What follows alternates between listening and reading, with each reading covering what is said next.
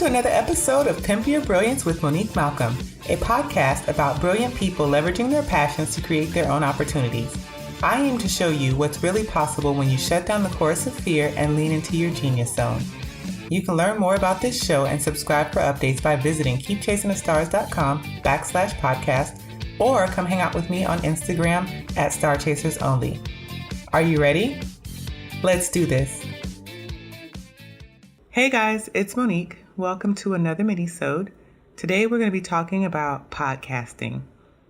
Now that I am doing podcasting, I've had several inquiries from friends and family members and other creatives that want to know about podcasting, what I think about it, how I'm doing it, all of the stuff. And so I want to share that because right now the show is a month old. I launched on May 10th and today being June 13th means we're just over 30 days into this. And I want to share some of the stuff I've learned so far. I want to share some of my processes and just give you guys an overall view of how podcasting works, how it's working for me, and maybe you will be inspired to launch that podcast, or maybe you'll decide it's too much work. I don't know.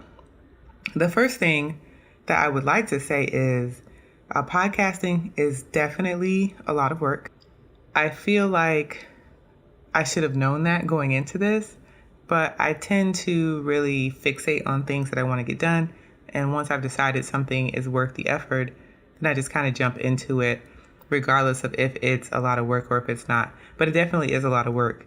And I find myself saying quite a bit, like, why didn't anybody tell me this was so much work? And that's because I really didn't ask. So it is a lot of work, but it's good work. I really enjoy it. And I've even found some ways to kind of streamline the process and make it less cumbersome. The one thing that I will say is kind of hard to work with is if you're doing a lot of the things yourself, which at this point I'm doing all of it myself, you'll find that there's just so many micro steps or mini steps for every little thing that needs to be done, especially a lot of the tech stuff, and it's just really tedious. So it's not that any of this work is really hard, it's just kind of mind-numbing, certain parts of it. But it is what it is, it's part of the process. So I want to go through a couple of things. So the first thing I would suggest, if you're thinking about starting a podcast, is thinking about your show purpose. What is going to be the purpose of your show? Knowing why you want to podcast and what need your show will fill. I think this is essential, and it's one of the first steps that you need to complete because this is what's going to give you momentum to move forward and get the show off the ground. And I can attest to this because, as I've said before, it took me 2 years to launch a podcast. This is literally my fourth podcast idea.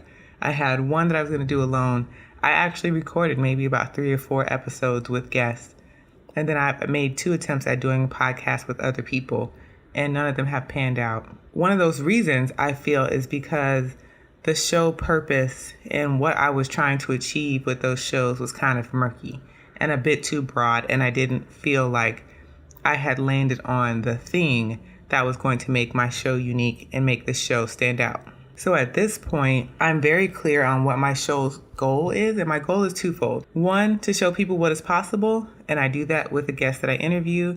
And then the other part is to teach you how to do it yourself. And that's what the minisodes are about. So the minisodes are all about me giving you advice, me giving strategies, me sharing what's working with me so that you can learn how to do some of these things that we're talking about yourself, because I'm a real scrappy person. I'm a big DIYer, and I believe that you just have to get started. And so my hope is that I'm going to inspire you with all of these great interviews and then teach you how to do some of these things yourself so that you can get your ideas off of the ground and out into the world, which is my ultimate goal, is to inspire you to take action on some goal, some plan, some idea that you have.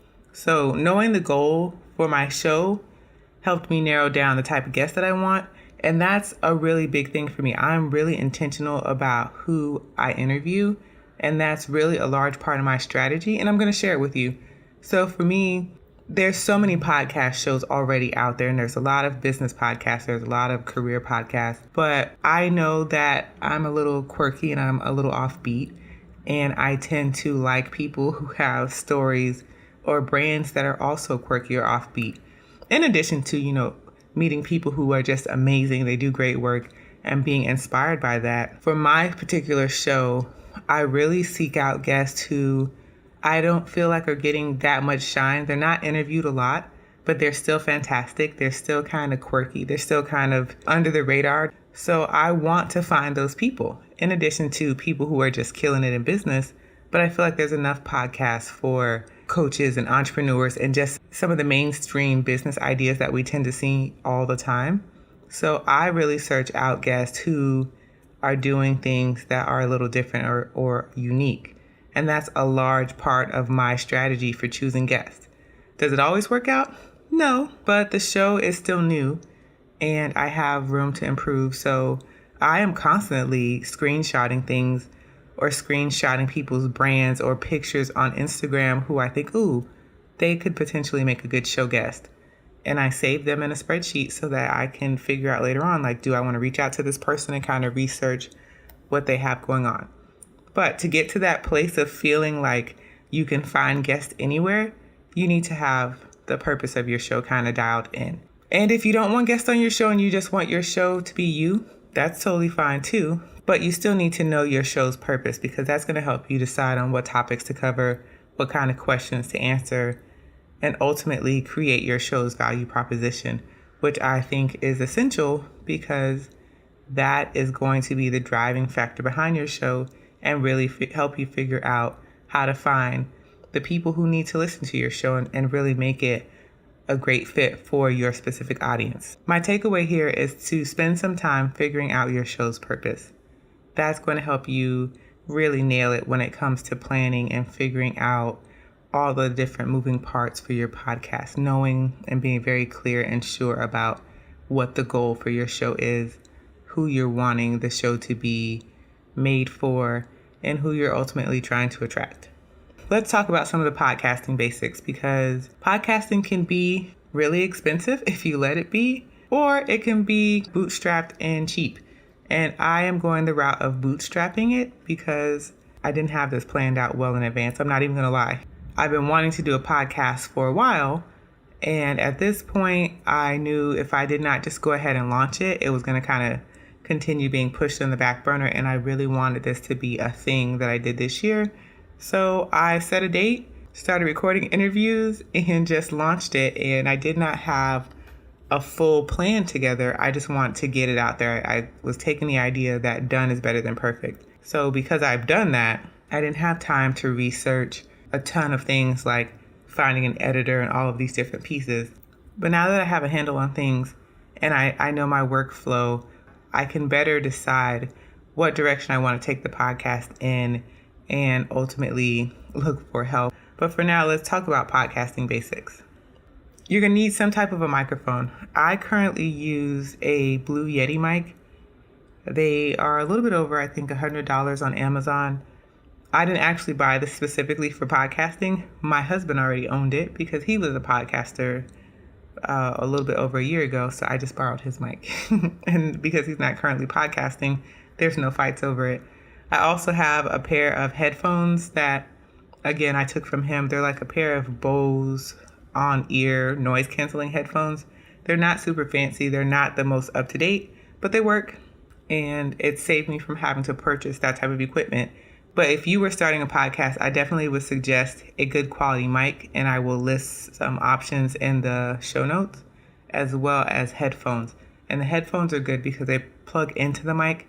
One, they let you hear your audio in real time, and two, they just help with sound quality. So if you're in a room, you don't want the audio coming out of the computer because that's going to pick up on the mic as well as what you're saying, and that's going to cause feedback and echo, and that's not good for sound quality.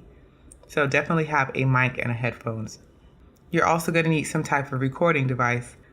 Now, it depends on how fancy you're getting with your podcasting. So if you're just recording yourself, you could very well use the voice note apps on your iPhone or your Android phone and upload that audio into your computer and edit it from there. I personally use Zencastr to record my podcast and my guests. Sometimes that doesn't work out for me, so I use Skype and Ecamm Recorder, which records the audio and video, and then I compress it later and I edit it. In addition to having a recording software, I also use an editing program. So a lot of people recommend Audacity, which is a free open source program, and I looked into it and I was all set up and ready to use Audacity, but I ended up using Adobe Audition. And the reason being is because I already paid for the Adobe Creative Cloud Suite because I use Photoshop and Illustrator and InDesign, and Adobe Audition came free with that. So that's really the only reason I'm using it. I'm already paying for it, so I figured why not learn to use it. The other thing that you're going to need is some type of podcast hosting. Now, if you were to Google podcast hosting, trust me when I tell you there are endless options and they all have their pros and cons. If you want something cheap, you're bootstrapping this, you don't want to pay any money. I know plenty of people who use SoundCloud, and I actually plan to use SoundCloud myself. But when my husband was podcasting, he used Libsyn, and several of my friends who are really into podcasting use Libsyn as well.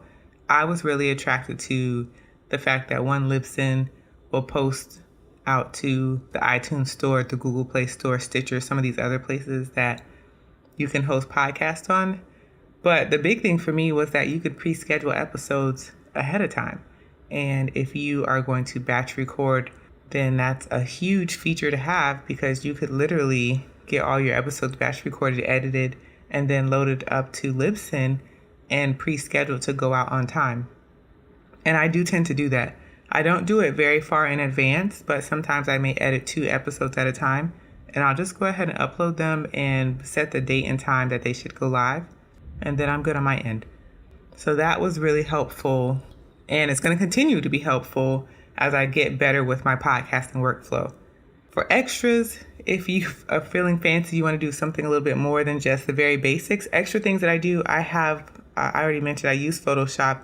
I create all my show images in Photoshop, and I have templates for them, so it's really just kind of drag in the new photo, change the text, make sure the layout is clean, and then I save it.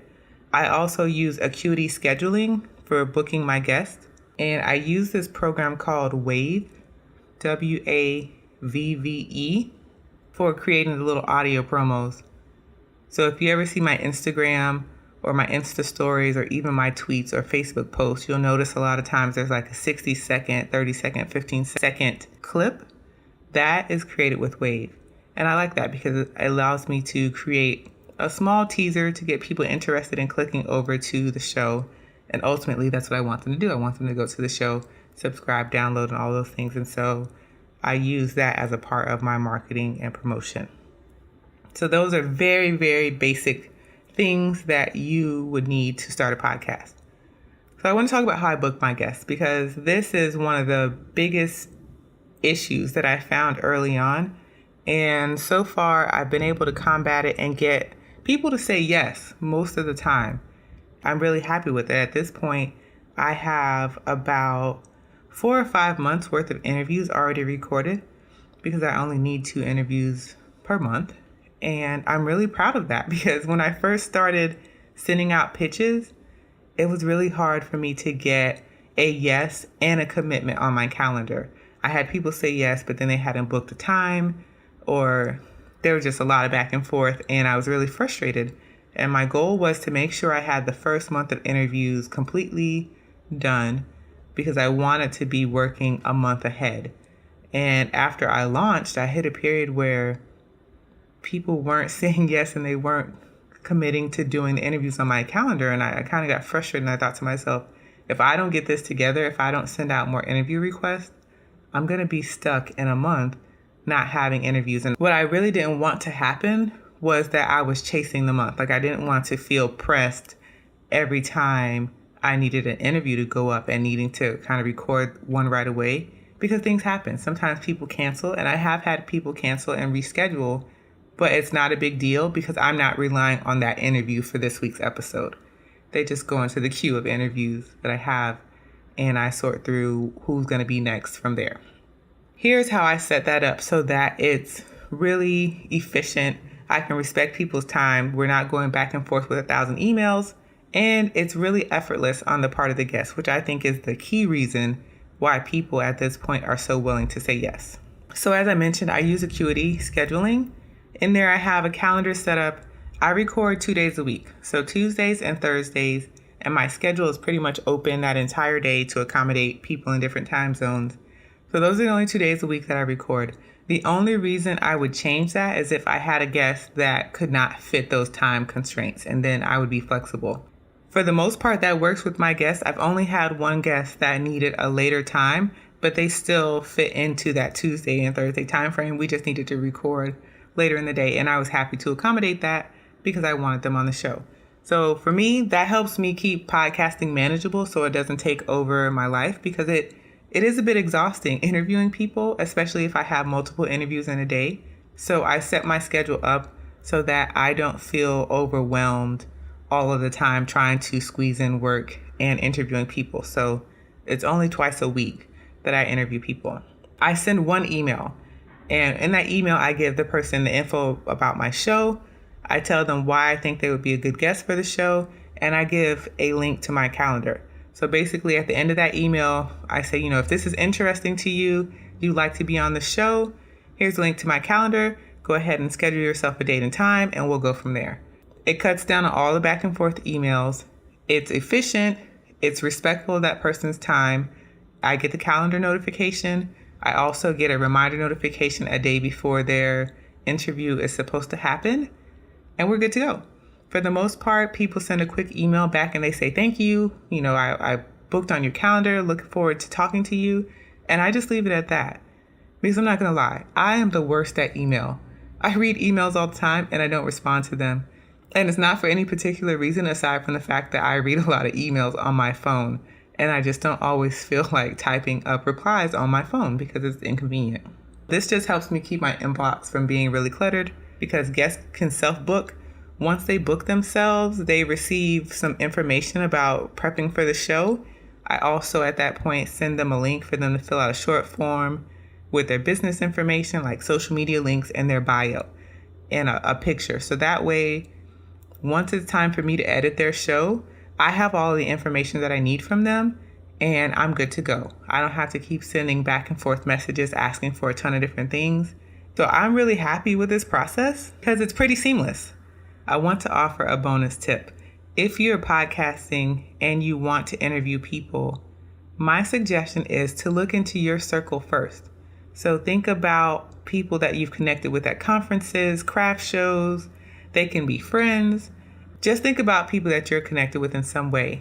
For right now, with the show being so new, I have a dream list of guests that I want on the show. Some of them are really big names, some of them are smaller names, but I'm not connected with all of them right now. So at this point, I'm really focusing my attentions on people that I've been connected to in some way. And that's really helped me get yeses, because these people are familiar with me, they're familiar with my work, maybe they're personal friends, maybe I've interviewed them in some capacity before, maybe they're friends of a friend, but it's a lot easier for me to ask those people and for them to agree to give me their time to do this because they already know me. So that's my suggestion. Once the show starts growing and you have better stats and things of that nature, then by all means, shoot for the stars and pitch for those big guests. But for now, I'm really happy with the guests that I've been able to book so far. And a lot of them are big names in their niches. So that's great in itself. And I'll also tell you another thing. Don't sleep on the power of a really niche small guest, because they have their own followings and their followings are super loyal. And if they are really enthusiastic about being on the show and they share, their people will come back and watch the show and they'll comment and they'll reach out. And that has happened and it's been great. It's helped me get downloads for a show that is basically brand new and I'm kind of winging it. So those are my suggestions for how you can effectively book guests for your new podcast. All right, so let's talk about recording and editing. So I've already mentioned that for my show, I record my show using Zencastr or Skype with the Ecamm recorder. I edit all of my episodes using Adobe Audition, and I found a really, really great like 45-minute tutorial on Adobe Audition basics. And that was enough to get me going. It went through like basic editing. It talked about some of the basic tools. It gave suggestions on how to make sound quality better. I'm going to link to that tutorial in the show notes, but it was great. And I have used that to edit all of the shows so far, and I'm not angry with the show quality. It's pretty okay for somebody who's kind of doing this on their own and doesn't know that much about audio. Will it improve over time? Of course. But right now I'm going for done is better than perfect. So if you are interested in checking out that tutorial, definitely click the show notes. A little note about doing the editing yourself. So maybe you don't want to edit yourself, and that's perfectly fine. There are plenty of places and people that you can hire that will do show editing for you. I have personally chosen to edit myself because, as I mentioned, I was on a tight timeline, and it just helps keep the cost down. Editing is not cheap. Right now, this podcast, it costs me about $37 a month for the things that I have to pay for between scheduling, Wave to create those audiograms, Libsyn for podcast hosting. And if we wanted to include my Adobe subscription in there, I would say it cost me $67 a month. But I feel like it's worth it because I want to do the show and I see the potential of this show. And so I pay that amount. But again, there are cheaper alternatives. There are ways to do this for less. And one of those ways to save money is to edit the show yourself. If you're adamant that you cannot edit the show yourself and you need somebody else to do it, you can check out places like Fiverr, or there's a site called We Edit Podcasts. There's a ton of different places, but just know that goes against your bottom line because you're going to have to pay for the cost of editing, and it's not cheap. And if you think, you're doing a show that's 30 minutes to an hour, that's going to cost you a couple $100. So be prepared for that. Now, here's the part that I find to be the most tedious, but it's one of the things that I'm most proud about when it comes to how I've set up my podcast. So I have built in an entire workflow for how my podcast is recorded, how I create images, how I upload things, how I save things. It's all very step by step. I use Asana as a project manager for this podcast, and I have a template for each episode. Once I have a new guest that has scheduled themselves on my calendar, I create a task in Asana with their name, and in that task has all of the steps that need to happen when it comes to getting their episode ready. So from recording to editing to creating images to creating promotional things, all the way to emailing them to scheduling things in my social media to go out. All of that's listed in the template, and I just follow that step by step. There's a ton of mini steps that go into podcasting, like so many micro steps, even when it comes to like uploading. So, here's kind of a really basic overview of my workflow. And I'm not going to go through all of the steps because honestly, I don't have Asana open in front of me to read them off to you, but it kind of goes like this. I send an email to a guest. They book on the day that we record. I meet them on Skype or I meet them on Zencastr. We record. I say goodbye. I save their episode to Google Drive. I go into Adobe Audition. I open up my template for podcasting. I pull their audio into it. I go through the process of editing, get a final edit of the show. I download that edit. I upload that to Google Drive. Then I go to Libsyn. I go through all the process of getting a show ready. So that's getting the show uploaded. That's adding images, show notes, all of those things, scheduling it to go live on a particular date and time. And my shows usually go live on Wednesdays at 4 a.m. because that helps me make sure that people have the show in time for their commute. Then after I get all of that situated, I create images in Photoshop. I save all of those to Google Drive. I create my audiograms. I save those to Google Drive. Then I get a link for the folder with all the images for a particular show. I have a canned email that I send out to my guests that basically thanks them for being on the show. I link to, I skipped a step. After I get all the images and things into Google Drive, I create an episode on WordPress. I get the show link, I add the notes, I do all of that fun stuff. Then I get the canned email for my guest. I plug in, the guest name. I plug in the link to their episode. I plug in the link to a folder in Dropbox that has images that they can use if they want to promote the show. And I send that out to them. Then I get all of the promos set up in Buffer or in Instagram or wherever it's going. And then I call it a day. There's a lot of smaller steps in between that, but that's kind of my basic workflow. And that's how I incorporate letting people know when the episodes go live and that's how I have my marketing set up. So at this point, it works for me. It's really, really tedious though. And I'm not going to lie, when it comes to writing show notes, I don't always love it, but I try to keep it as basic as possible so it doesn't become overwhelming. I highly suggest that you spend time figuring out a workflow. It's a really great way for you to figure out what can be batch scheduled or how you can eventually outsource this to a VA or an assistant once you feel ready. For a lot of my workflow, I've created templates, and that just helps me keep things really focused. It helps keep things consistent. And honestly, it just saves me time for trying to reinvent the wheel and create new things because I just don't have time for that. And if I had to create brand new image styles every time a show went live, none of them would be created because it just takes a lot of work. So that's my workflow. And as I said, there's a lot of steps. Finally, I'm going to share with you some stats. As I said, at this point, the podcast is about 33 days old, I guess.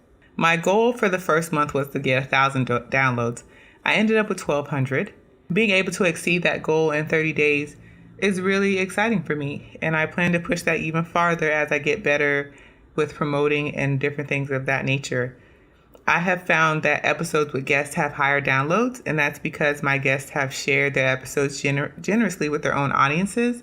I don't require my guests to share the episodes, but I do put that little media kit together, and I do make a mention of it in the email that I send them when their episode is live, that I would appreciate if they shared it. It helps me, it helps them, and ultimately the whole idea here is to get people listening to the show, get people inspired, and it's easier for me to do that when I have other people who are working to help me out.